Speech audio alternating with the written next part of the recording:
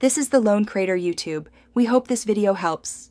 You're starting in the right place. Open Pinterest and sign in now. Once done, tap your profile icon, then choose Saved or Boards to surface pins you've saved. You're not setting preferences yet, you're locating content. Make sure your internet is stable and the app is updated so boards load correctly. If you use multiple accounts, verify you're on the one that saved the pictures.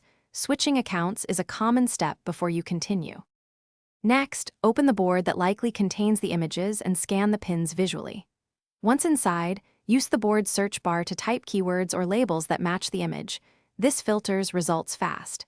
If you created sections, tap them to narrow results. If not, scroll and look for thumbnails. On desktop, make use of your browser's find function to jump to pin titles or captions. Make sure captions and alt text can hint at the image. Finally, open the pin you want and choose the action.